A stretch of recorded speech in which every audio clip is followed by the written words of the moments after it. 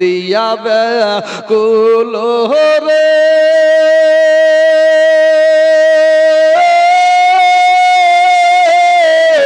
হানজালা শহীদ রে কলিজা ছিড়িছে রে সেই জঙ্গে দে কলেজা ছিড়িছে রে সেই জঙ্গে দে নবীর এক সাহাবী ছিল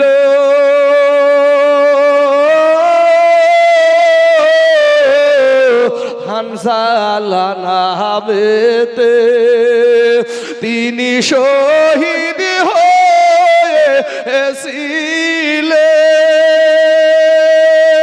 হয়েছিলেন বিবাহের রাত্রিতে রে সেই জঙ্গে দে বিয়ে রাত্রে আধার রাতে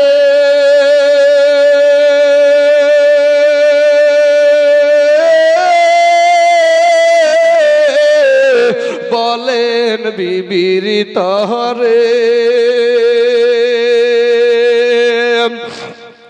এ বিয়ে রাত্রে রওনা যাচ্ছি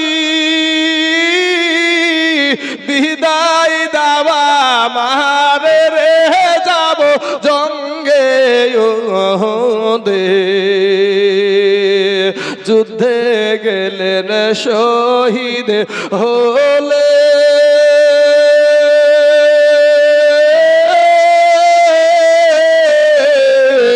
হানজালা নামেতে স্ত্রী দুইটা হাতটি তুলে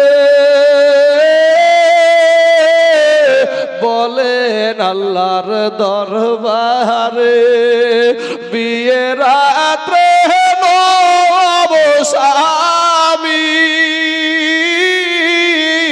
সফিলাম তো মারে রে সেই জঙ্গে দে যুদ্ধে গেলেন শহীদ হলে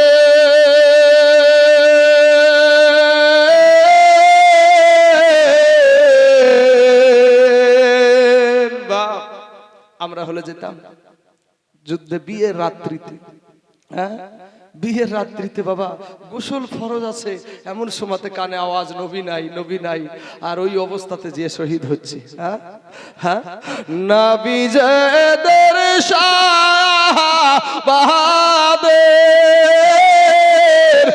বলেন গোসল দিতে রে সেই জঙ্গে দে অমনি গাইবি আওয়াজ নাবিজি পাইলেন শুনিতে হানজালার গোসল হবে ফেরেশতাদের হাতে রে সেই জঙ্গে দে বাবা আমার সোনা মানিকেরা আমার ভাই ভাই গো আমি আপনাদেরকে বলবো ভাই ফিরে আসেন আল্লাহর রাস্তায় নবীর আদর্শের মালাটা নবীর সুন্নাতের মালাটা গলার মালা করেন ভাই কিচ্ছু নাই যাদের জন্য ভাই তুমি সারাটা দিন মাঠে পড়ে থাকো সারাটা দিন আপনি খাটাখাটনি করছেন কেউ যদি আপনাকে নামাজ পড়ার কথা বলে তা আপনি কেউ বলেন কাজ নিয়ে সময় পাই না গো কি করব নামাজ তো পড়তে হবে কাজ নিয়ে সময় পাই কিন্তু যাদের জন্য তুমি আল্লাহকে ছেড়েছো নামাজ ছেড়ে দিয়েছো ভাই তুমি এক্ষুনি মহিরা যাবা তো এক্ষুনি যদি তুমি মহিরা যাও কেউ তোমার আপন না তোমার জন্য সবাই কাঁদবে কিন্তু ভাই তোমার কবরে কেউ যাবে না আমি যদি এক্ষুনি এখানে মারা যাই আমার হুজুর এবং আপনারা গণ্যমান্য যারা ব্যক্তি আছেন মেম্বার সবাই মিলে একটা কি করবেন আমার মাকে একটা ফোন দিয়ে বলবে খালা গো আপনার বেটা তাইজুল ইসলাম আর নাই। আমার মা মোবাইলটা ছিঁড়ে ফেলে দিয়ে বলবে, বেটা রে রাত 12টা 1টা 2টো 3টের সময় কে এসে আর মা বলে ডাকবে, মা কান্না করবে। আপনারা যখন আমার জন্য একটা লাশ, আমার লাশখানা যে নিয়ে যাবেন, আমার দেশে তো নিয়ে যাবেন, তো লাশখানা নিয়ে যাওয়ার জন্য একটা গাড়ি ভাড়া হবে, তাই না চাচা?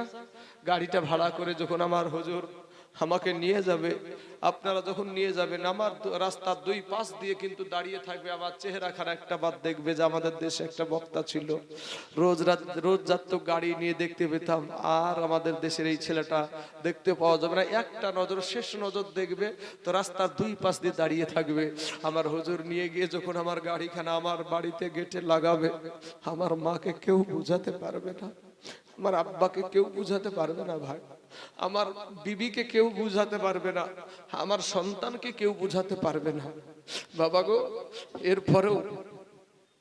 এরপরও আপনাকে কি বলবো ভাই শোনা, আমার আল্লাহ পাক রব্বুল আলামিন যে আইন আমাদের জন্য বাঁধি দিয়েছে, আমার নবীজি যে আইন আমাদের জন্য, আচ্ছা ঠিক আছে। তো বাবাজি এমন সময় আমার মা আছাড় খেয়ে জমিনে পড়বে, শুধু আমার মা না, আপনার মাও পড়বে। যুবক রে, আপনার মাও আপনার জন্য আছাড় খেয়ে জমিনে পড়বে। তুমি মাকে কষ্ট দিও না ভাই, মা জননীকে কষ্ট দিস না ভাই। এমনও যুবক আছে মাকে মা বলে ডাকে না বাবা। শেষ বেলা আমি মায়ের কথা কিছু বলি বাপ শোনা, এ যুবক ভাইয়েরা, আমার কালেমার ভাইয়েরা, তোমাদেরকে একটা কথা বলি ভাই, তোদের পা দুখানা আগায় আদে, তোদের পায়ে হাত দিয়ে বলি ভাই শোনা, যারা তোমরা মাকে মা বলে ডাকো না ভাই, আজকে রাত্রি বেলায় যাও একটু মায়ের কাছে, মাকে বলো, মা আমি বড় ভুল করে ফেলেছি, মা গো আমাকে তুমি ক্ষমা করে দাও। যুবক শোনা, তোর মার মতন তোর দরদের জিনিস কিচ্ছু নাই ভাই। আমার একটা বন্ধু আছে বাবাজি, ডোমকুল দিয়া নার্সিং হোমে, মনিরুল ইসলাম বলে নাম, দিয়া নার্সিং হোম, আপনারা অনেকেই চিনতে পারবেন। তো ওই মনিরুল ইসলামকে আমি জিজ্ঞাসা করলাম, ভাই মা জননী, হ্যাঁ হ্যাঁ ঠিক ঠিক, কুপিলাতে বাড়ি, কুপিলাতে বাড়ি আপনার ওই দিয়া নার্সিং হোমে আমার ওই মনিরুল ভাই থাকে। তো ওকে আমি জিজ্ঞেস করলাম, ভাই আপনারা তো শুধু সিজার করেন, তো এই বিষয়টা একটু ভেঙে বলেন তো, বিষয়টা কেমন, কি আকার ধারণ করে, আমার ওই মহিলাটা কি অবস্থা হয় সেই সময়। তো বলছে, ভাই কি বলবো আপনাকে, এ যুবকেরা, এ সন্তানেরা, শোনো ভাই, আজ তোমার মাকে কষ্ট দাও, মাকে মেজাজ দেখাও, আব্বাকে মেজাজ দেখাও। ভাই যুবক রে, তোর রক্তের বাহাদুরি আজ কোথায় পেলি? ভাই যুবক একটা কথা শুনো, তুমি তোমার মাকে মা বলে ডাকো না। ওই ডাক্তার সাহেব বলছে, আপনারা ভাববেন সিজার না সিজার, মুখে বলে দিচ্ছেন সিজার। ভাই রে, এতটুক জায়গা কাটা হয় না। আমি ছবিতে আমাকে দেখালো, তো আমি দেখলাম ভাই এতটা জায়গা মা জননীর পেট কাটা হয়, মা জননীর এই জায়গাটা কেটে ফেলা হয়। দেখেন, তোমার মুখে মা ডাক শোনার জন্য এই পাগলিগুলা, এই মা গুলা তোমার মুখে একটাবার মা ডাক শুনবে, এটাই তাদের তামান্না। তার স্বামীকে একটাবার বাবা ডাক শোনাবে। তুমি কত বড় নাফরমান কুলাঙ্গার সন্তান দেখো, যে তুমি পরের মাকে মা বলে পাগল হয়ে গেছো, আর তোমার মা তোমাকে 10 মাস পেটে ধরলো। ভাইরে, যখন মহিলাদের পেটে বাচ্চা আসে, একটু খেয়েও শান্তি পাই না, শুয়ে শান্তি পাই না, স্বামীর পাশ থেকে মাজা কনকন করে। বাবা, যারা বিবাহিত পুরুষ তারা, তাদের অভিজ্ঞতা আছে, আমি জানি যে মহিলা ওই মাজাটা এমন ভাবে কনকন করে, মা জননী বিছানা থেকে উঠে গিয়ে দরজা ধরে দাঁড়িয়ে থাকে, সারা রাত দাঁড়িয়ে দাঁড়িয়ে কাটিয়ে দেয়। এরপরেও সন্তানের কোনো ক্ষতি চাই না, সন্তানের কোনো ক্ষতি হয়ে যাবে বলে মা জোরে পা ফেলে না, মা দৌড়াদৌড়ি করে না, টুকটুক করে দেখে দেখে পা ফেলে। যদি বাবাজি রাস্তায় পানি হয়, পিছল জায়গা যদি হয়, মা এত সাবধানে হাঁটে কেন? যদি পড়ে যায় আর আমার বাচ্চার যদি কোনো ক্ষতি হয়ে যায়, আমার সন্তানের যদি কোনো ক্ষতি হয়ে যায়, আহারে জননী মা, আহারে কার জানি আজ মা কবরে শুয়ে আছে গো, কে জানি মা বলে ডাকতে পাই না। এরে পায়ের পাগলেরা, আজ মা বাপের কবরে যাবা বাবা, মা বাপের কবরে যায় মা একটু দোয়া করবা। আল্লাহ নিজে শিখায়া দিয়েছে, রব্বির হামহুমা কামা রব্বায়ানি সগীরা, জিয়ারত করবা। কবর পূজা আমরা করি না বাবা, আমরা কবর পূজা করি না। যারা আমাদেরকে কবর পূজারি বলে, তারাই বাবাজি মা, তারাই বাবাজি শায়েখ পূজারি, তারাই মানুষ পূজারি, তারা বা মানুষকে পূজা করে। বাবাজি মায়ের কবরে যাবা, মায়ের জন্য হাত তুলে দোয়া করবা, যেতটুক পারবা কবরস্থানে গিয়ে যা পারো তুমি তাসবিহ তেলাওয়াত যা কিছু পারো ততটুক পরে আল্লাহর কাছে একটু দোয়া করবা। আল্লাহকে বলবা, আল্লাহ আল্লাহ আমার মা জননী আমাকে এত কষ্ট করে মানুষ করেছে। এই যুবকেরা আমি ছবিটাই দেখলাম ভাই, যে মা জননীর ওই পেটটাকে কেটে আবার সেলাই করেছে। মা জননী সেলাই, আমি বললাম যে ভাই যখন সিজারে তুলেন তখন তো মেয়েটা বেহুশ হয়ে থাকে নাকি অজ্ঞান হয়েছে? না, আগে অজ্ঞান করা হতো, কিন্তু সন্তান চুরি হয়ে যাবে বলে বা সন্তানকে পাল্টিয়ে দেওয়া হবে বলে এখন আর মহিলাদেরকে বাবা বেহুশ করা হয় না, এখন আর অজ্ঞান করা হয় না।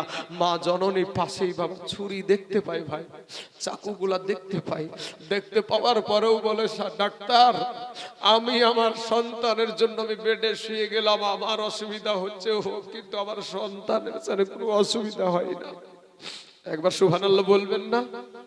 এ মায়ের পাগলেরা, এরে মায়ের পাগলেরা শোনা, আজকে যাদের মা নাই তাদেরকে জিজ্ঞেস করো, চাচা গো আপনার মা আপনার বাপ কেমন ছিল? ওই মানুষটার চোখের পানি ধরে রাখতে পারবে না। মায়ের কথা আব্বার কথা বলতে গিয়ে চোখের পানি ছেড়ে দিয়ে বলবে যে বেটা রে, যেদিন আমার মা চলে গেছে, যেদিন আমার আব্বা চলে গেছে, সেদিন আমার মাথার ছাদ উড়াইয়া গেছে। এস ভাইয়ের আমার সোনা মানিকেরা, ওই মহিলাটাকে জলজান্ত মহিলাটাকে আপনার তার সুন্দর শরীরটাকে কাটে, এরপরেও বলে আমি মা ডাক শুনতে চাই। আর তুমি আজ বড় হওয়ার পরে তোমার শরীরে শক্তি হয়েছে, ঘাড় মোটা হয়েছে, আজ তুমি তোমার মাকে আঙ্গুল দেখাও, তোমার মাকে তুমি আজ আঘাত দাও, কষ্ট দাও। আমি তাইজুল ইসলাম ভাই যতই বড় বক্তা হই না কেন, যতই বড় মৌলবি হই না কেন, যতই বড় মুফতি হোক না কেন, যতই বড় মুহাদ্দিস হোক না কেন, যতই বড় মুহাক্কিক হোক না কেন, ভাই রে মক্কা মদিনার ইমাম হইয়াও আল্লাহর জান্নাতে যাওয়া হবে না যদি মা বাপের মনে কষ্ট দিয়ে থাকে। কবি বলছেন ওরে মায়ের কাঁদন এ জগৎ জীব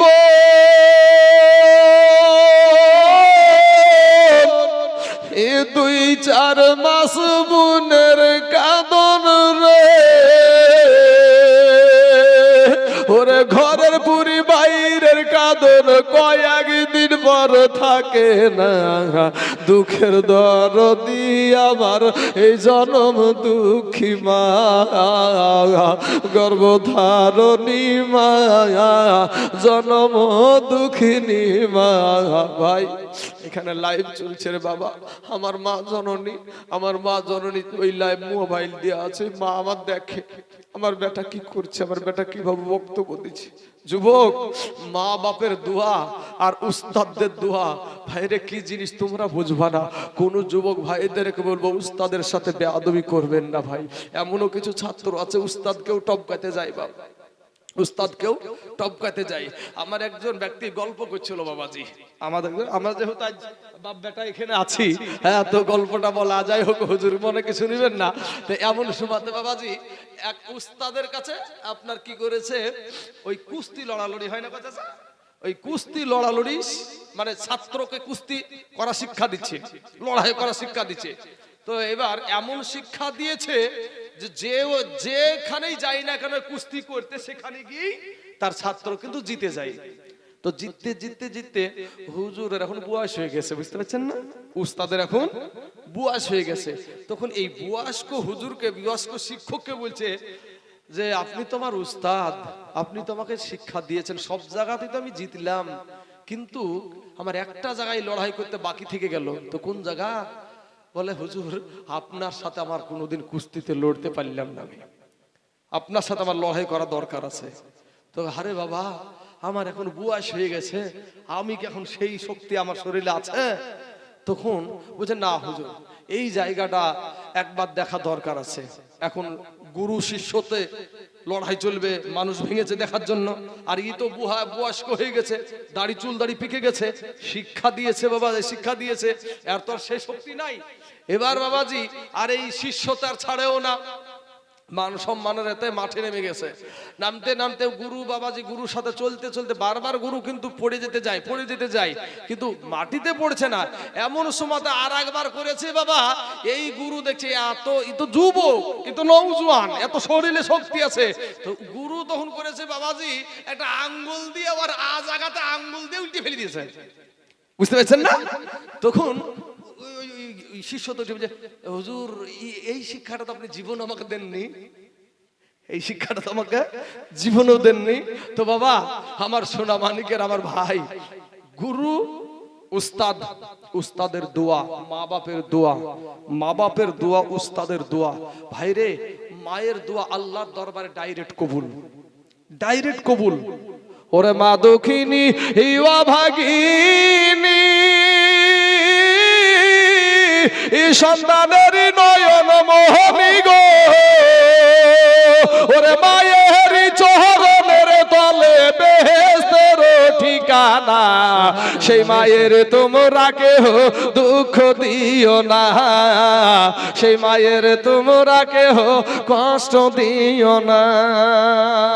বাপ আমার ভাই, আমি আপনাদেরকে যে কথাগুলো বলছিলাম, তো দিয়া নার্সিং হোমের ওই ডাক্তারটা বলছে, মনিরুল ভাই বলছে যে যখন তার সন্তানটা সিজার করার পরে যখন বের করা হয়, তো যখন সন্তানের চেহারাখানা দেখে, সন্তানকে যখন মা জননী দেখে, তো খোদার কসম কিরে ওই ডাক্তার ওই বলছে যে ওর মা তখন হাসে জোরে জোরে সুবহানাল্লাহ, ওর মা তখন আনন্দিত হয়ে যায়, সন্তানের চেহারা দেখার সাথে সাথে মা আনন্দিত হয়ে যায়। আর কিছু বেটা আছে বা মা কি খেলো, রমজান মাসের ঈদ যখন আসে রে ভাই, এমনও কিছু মানুষ আছে, এই দেখেন পুল্লা গাড়ির নিচে, চর তো পুল্লা গাড়ির নিচে নাকি, হ্যাঁ এই বাবলা বোনার নিচে তো চর। এমনও একটা সময় ছিল যুবক শোনো, তখন এখন তো সেই ধানগুলো আর নাই ভাই, আমন ধান ছিল না চাচা, আমন ধান ছিল। তো বাপ বন্যার পানিতে এক বুক পানিতে সারা দিন মান তোমার জন্য কষ্ট করে কতটাই বা মিঞ্জিয়া পাইতো, ওই মিঞ্জি নিয়ে এসে তোমাদের মুখে আহার তুলে দিয়েছে। কোথায় গেল সেই কাউন শিয়ানজা মাইরিয়া, কোথায় গেল রে ভাই? কত কষ্ট করে মানুষ করেছে।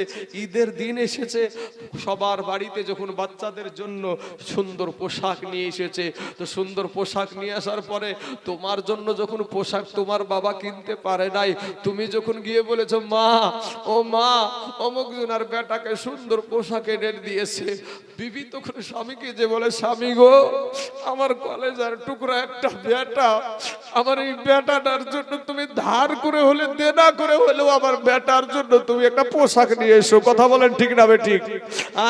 মা বাপের কলেজা ফেটে যায়, আর তুমি বেটা হয়ে তোমার শোকেস ভর্তি করা কাপড়, বাক্স ভর্তি করা কাপড়, এরপরে বাবা তোমার মা জননীর পরনে একটা ভালো পোশাক নাই, ঈদের দিন আসলে একটা ভালো কাপড় তুমি কিনে দাও না, একটা ভালো লুঙ্গি তুমি কিনে দাও না। তুমি সন্তান, কেমন সন্তান তোমার নিজের বিবেককে ভাই একবার জিজ্ঞাসা করো। যুবক রে, কবি বলছেন, ওরে মায়ের কাঁদনা এ জগৎ জীব, এই 2-4 মাস বুনের কাঁদন রে,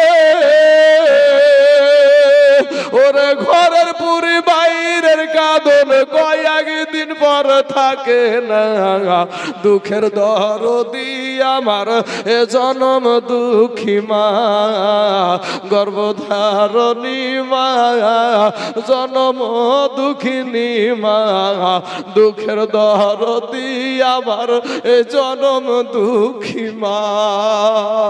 যুবক ভাইরে, 10 মাস 10 দিন মায়ে গর্ভে দিছে ঠাই, এই রক্ত মাংস খাইয়া আমরা দুনিয়ায় আসলাম ভাই, ভূমিষ্ঠ হইয়া আমরা উঠিলাম কাঁদিয়া, শান্ত করিল আমার মা জননীর বুকের দুগ্ধ দিয়া, এ মায়ের ও সবের কালে এই বুকু ভেসে যায় নয়ন জলে রে, ও মা সন্তানের কুলে লইয়া ভুলেছে সব যন্ত্রণা, দুঃখের দরদি আমার জনম দুঃখী মা, গর্ভধারণী মা জনম দুঃখিনী মা, দুঃখের দরদি আমার জনম দুঃখী মা। ভাইরে হাতে পায়ে তেল মাইখামা দিল শক্ত করি, আর পোশাক পায়খানা আমরা মায়েদের কুলে করি। কথা বলেন ঠিক না ঠিক? ওরে হাতে পায়ে তেল মাইখামা দিল শক্ত করি, আর পোশাক পায়খানা আমরা মায়েদের কুলে করি। তবু না আমার রাগ করিল এ ভিজিল গুহে মুতে, আমাদের সুখ নাই রাখিয়া আমার মাথাকে ভিজাতে।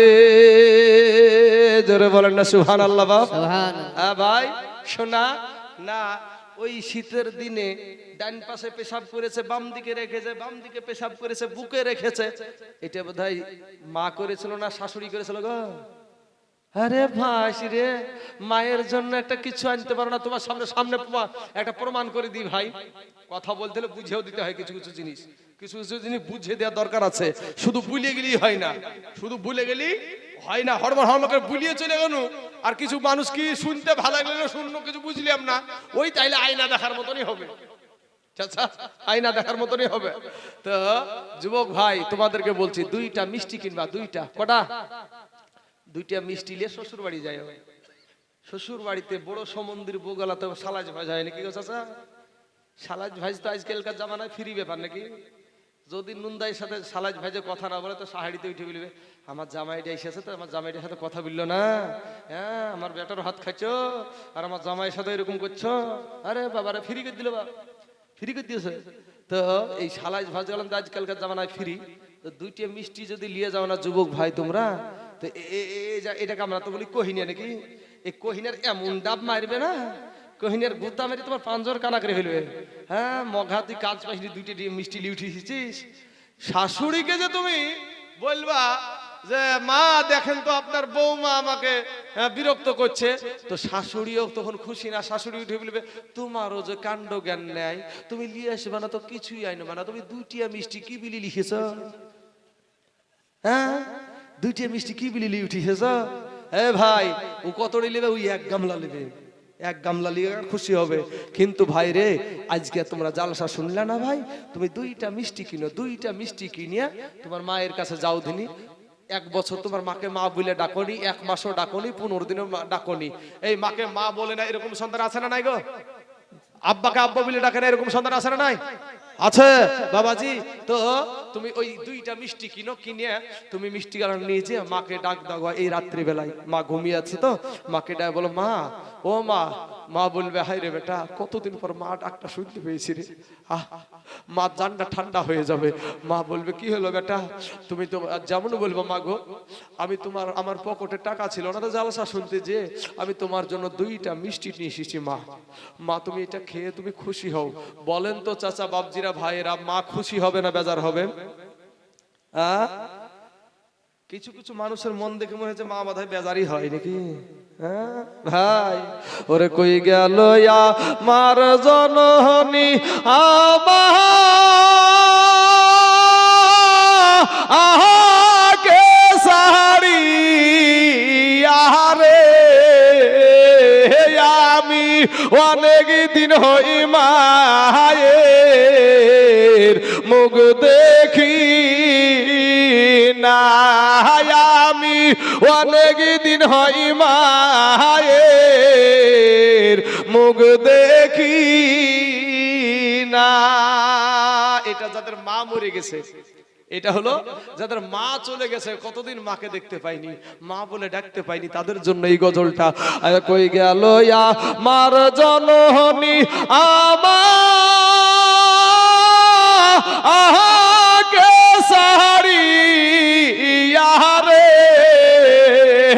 আমি অনেক দিন হই মায়ের মুখ দেখি না, আমি অনেক দিন হই মায়ের মুখ দেখি রাত্রি হইলে সবাই রইছে যার যার ঘরে শুইয়া, জননী মা রইছে আমার পথে এর দিকে চাইয়া রে, আমি অনেক দিন হই মায়ের মুখ দেখি না। দুনিয়াতে মা জননী হোক না যতই ভুখা, দুনিয়াতে মা জননী হোক না যতই ভুখা, মা জননী দেখে আমার খাইছে আমার খুকারে, আমি অনেক দিন হই মায়ের মুখ দেখি না। বাড়িতে ভাই 4টে মানুষ, 2টা মানুষের খাবার আছে, বাচ্চারা খেলে মা পাবে না, বাবা পাবে না, আর বাবা মা খেলে বাচ্চারা পাবে না। খাবারটা কে খাবে ভাই? বাবা মাই খেয়ে নেবে নাকি? বাচ্চাদেরকে মা বাবা খাওয়াবে। ভাই সোনা মালিকেরা, আমার ভাই জানেরা, যাই আলহামদুলিল্লাহ অবশ্যই হবে ভাই জান এটা। তবে আপনাদেরকে একটু কথা বলি বাপ, শেষ বেলায় শেষ মুহূর্তে আমার যাই বাবাজি 2 দিন জালসা, আমার সভাপতি আমার হুজুর আমার টাইম শেষ করে দিয়েছে। তবে একটা গজল চলে এসেছে, তার আগে একটা কথা বলি ভাই শোনা, গজলটা বলে আমি শেষ করব। তবে একটা কথা বলি আপনাদেরকে, শেষ বেলায় যতদিন বাঁচবেন ভাই, এই যুবক ভাইয়েরা, আমি তোমাদের দুশমন না ভাই। তুমিও যে কবরে যাবা, আমাকেও ভাবে ওইভাবেই কবরে যেত। তুমি যেভাবে দুনিয়াতে এসেছো, আমিও ওইভাবেই দুনিয়াতে এসেছি। তোমার পরনেও 3খানা কাফনের কাপড়, আমার পরনেও 3খানা কাফনের কাপড়। ভাইরে তোমার কবরেও 3টা প্রশ্ন, আমার কবরেও 3টা প্রশ্ন। ভাই যুবক, যতদিন বাঁচবা ভাই ততদিন নূর নবীর পক্ষে থাকিও। জোরে বলেন সুবহানাল্লাহ।